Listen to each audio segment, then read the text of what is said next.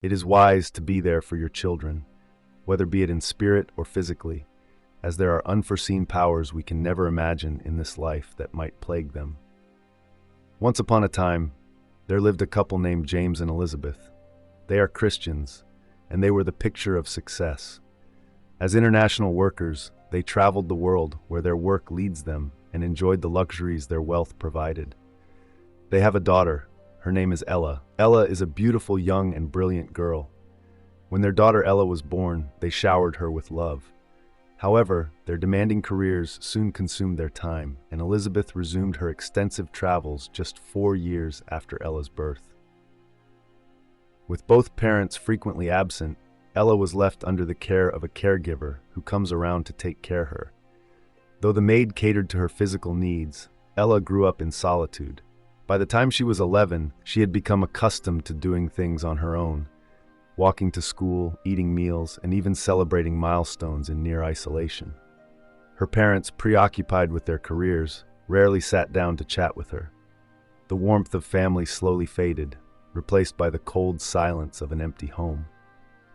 Ella, a beautiful and bright young girl, sought companionship elsewhere. At school, she often observed other children laughing and playing with their parents during events, something she quietly longed for. One fateful day, she made new friends, a group of girls who seemed kind and full of life. Ella was overjoyed to finally feel included. One afternoon, as they sat together at lunch, her new friends offered her snacks. It seemed innocent enough, a simple gesture of friendship. But that night, everything changed. Ella's dreams were no longer her own. She began experiencing terrifying nightmares where shadowy figures loomed over her. Strange occurrences started happening around her, leaving her increasingly confused and detached. The bond between Ella and her parents had long been strained, but her growing withdrawal and odd behavior went unnoticed by them. The little girl they once knew was slipping away, and neither James nor Elizabeth, her parents, had any idea of the darkness creeping into her life. Elizabeth returned home after another long trip abroad, hugged her daughter, but even though Ella was not happy since her mother would still leave again for another trip. As she unpacked in the quiet of her room, she noticed how much the house felt like a stranger to her.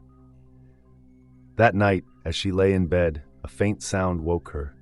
She opened her eyes to find Ella standing by her bedside, staring at her in complete silence. "Ella?" Elizabeth called softly, her voice tinged with confusion. Ella didn't respond. Her face was emotionless, her gaze unnervingly blank. Before Elizabeth could say more, Ella turned and walked back to her room without a word. Elizabeth sat up, unsettled. The sight of her daughter standing there like that felt wrong. In the morning, Elizabeth approached Ella at breakfast. "Sweetheart, why were you in my room last night?" Ella blinked in surprise. "In your room. I wasn't in your room, Mommy." Elizabeth frowned but chose not to press further. Maybe Ella was dreaming, she thought, or perhaps she was imagining things herself, yet unease lingered. A few nights later, Elizabeth was again woken by a strange sound. This time it came from downstairs. Grabbing her phone for light, she crept to the kitchen. Her heart raced as she stepped into the dim room and froze. There was Ella, standing by the sink, her clothes dripping wet as water pooled around her feet. "Ella?" Elizabeth's voice shook. Ella didn't move, didn't speak. Her head was slightly tilted as if she were listening to something unseen. After a moment, she turned and walked out, heading back to her room as though nothing had happened. Elizabeth couldn't sleep that night. She replayed the scene in her mind, her fear growing with each thought. By morning, she decided to confront her daughter again. But Ella remembered nothing. Desperate for answers, Elizabeth called James to share what she had witnessed. "I'm telling you, something is wrong with Ella. This isn't normal," she insisted. James dismissed her concerns. "Elizabeth, you're overthinking. Ella is fine. You've been traveling too much. Maybe you're just tired." But Elizabeth couldn't shake the feeling that she was missing something critical about her daughter. And deep down, she feared it was already too late. Elizabeth could no longer ignore the growing unease surrounding Ella. Night after night, strange occurrences disrupted the fragile peace of their home. Ella's laughter became eerily hollow, and her once bright eyes seemed to harbor shadows. Elizabeth felt helpless, trapped between doubt and dread. One morning, she decided to seek counsel from her pastor. a man she had long trusted for spiritual guidance. She shared the unsettling incidents, the midnight visits, the blank stares, the unexplainable behavior. The pastor listened intently, his expression growing grim. "Elizabeth, your daughter is under spiritual attack, or should I say possessed," he said firmly. Elizabeth flinched. "What are you saying? Ella is just a child." "Exactly," the pastor replied. "A child left vulnerable. How well do you know her life when you and your husband are never home? The enemy seeks those who are unguarded, and your absence has created an opening." Elizabeth bristled. "Are you blaming us for this? My husband and I work hard to provide for Ella. We love her." "Love is not just about providing wealth," the pastor interrupted gently. "It's about presence, guidance, teaching, and protection. Ella's vulnerability has made her a target, and now she's being used for something far beyond her control." Elizabeth shook her head. "No, Ella is a good girl. She couldn't possibly," the pastor sighed. "Denial won't help her, Elizabeth. The signs are clear. If you want your daughter back, you must act before it's too late. Bring her to me, and we will pray for her deliverance." Elizabeth left the church feeling torn. The pastor's words rang in her ears, but accepting them meant facing the painful truth that her absence and James's neglect had left Ella exposed to dangers they couldn't see. That night, as Elizabeth prepared for bed, her doubt began to waver. She resolved to keep a closer eye on Ella, determined to prove the pastor wrong. But deep inside, fear crept in. Fear that she was already losing her daughter to something she couldn't understand. And that fear would soon become undeniable. Elizabeth's resolve to observe Ella closely only deepened her dread. The once vibrant and sweet girl seemed increasingly detached, her movements robotic and her smiles hollow. Elizabeth tried to brush it off as fatigue or adolescence, but the events of one fateful night shattered any illusions she had left. It was past 1 a.m. when Elizabeth finally finished her work for the day. Exhausted but uneasy, she decided to check on Ella. Quietly, she opened the door to her daughter's room. What she saw stopped her in her tracks. Ella lay on the bed, staring at the ceiling with wide, unblinking eyes. Her body was perfectly still, except for her mouth, which was stretched into a grin far too wide to be natural. Then, she began to laugh, a deep, guttural sound that sent shivers down Elizabeth's spine. "Ella?" Elizabeth called hesitantly, her voice trembling. Ella's laughter grew louder, echoing eerily through the room. Her body remained stiff, her head tilted slightly, as if she were mocking her mother. Elizabeth's heart pounded as she stepped back, gripping the doorframe for support. Suddenly, Ella sat upright with an unnatural quickness, her head snapping toward Elizabeth. For a moment, their eyes met, and Elizabeth froze in terror. It wasn't her daughter staring back at her. It was something dark, something otherworldly. Panicked, Elizabeth slammed the door shut and locked it. Her hands shook as she pressed her back against the door, trying to steady her breathing. She didn't sleep that night, too afraid of what might happen if she let her guard down. The next morning, Elizabeth called her pastor. "Please, come to the house," she begged. "You were right. Something is wrong with Ella, and I can't do this alone." She also called James, insisting he return home immediately.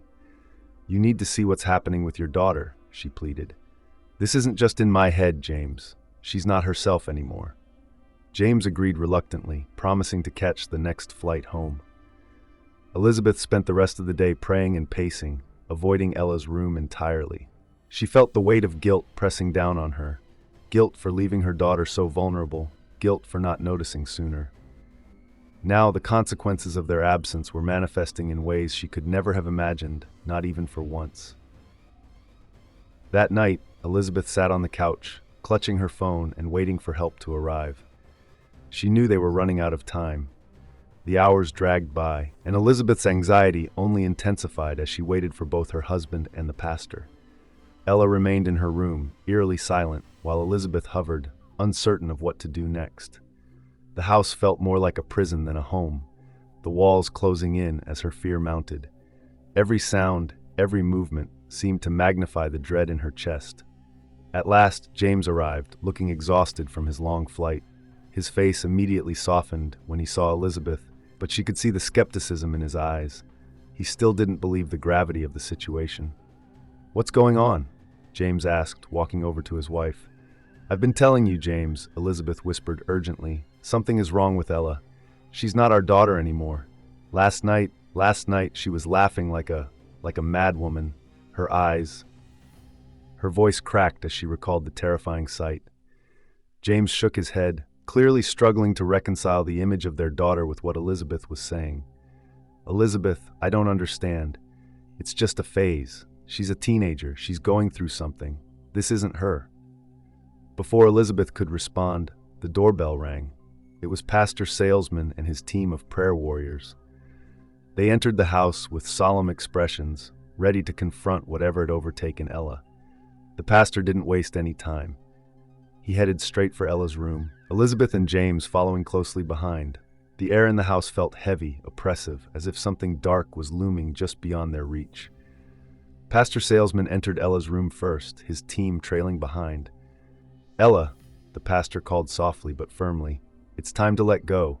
Whatever has a hold on you, it must leave." At first, Ella didn't respond. She sat on the bed, her eyes fixed on the wall, her expression vacant. The pastor raised his hand and began to speak in a low, commanding voice, invoking powerful prayers for deliverance. His words reverberated in the room, their echoes seemingly filling every corner. Suddenly, Ella's body jerked violently.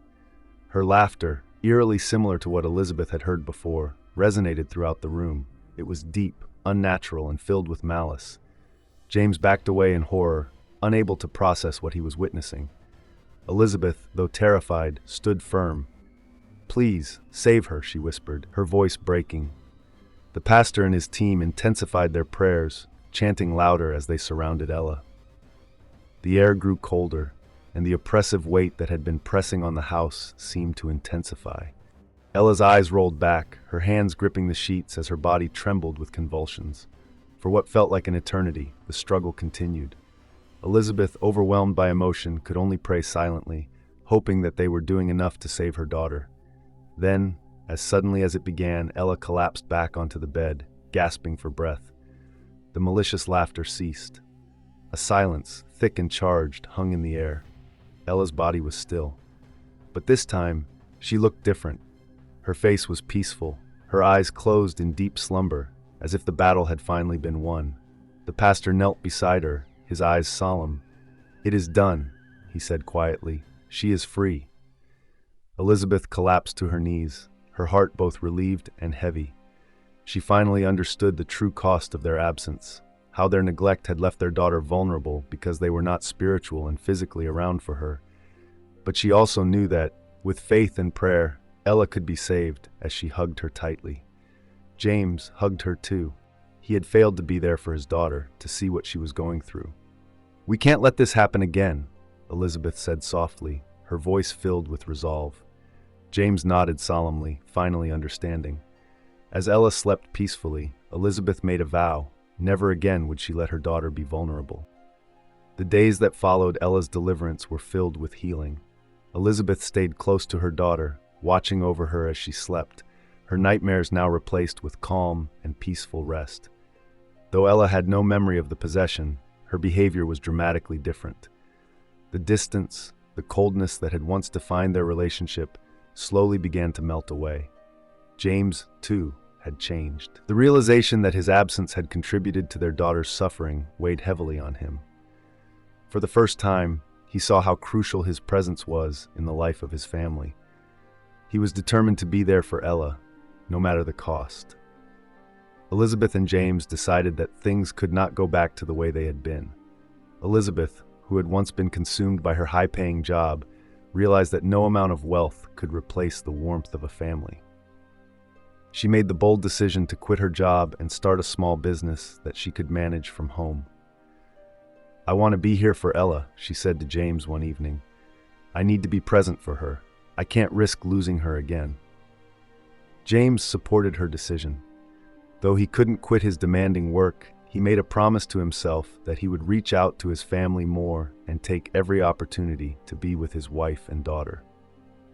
He knew the importance of family, and he was ready to prioritize it. For the first time in years, Ella felt truly loved and understood, and just a serious event brought them together. At school, Ella cut ties with her friends.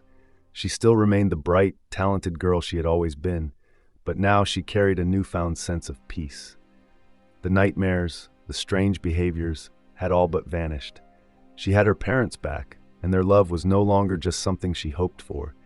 It was something she could feel every day.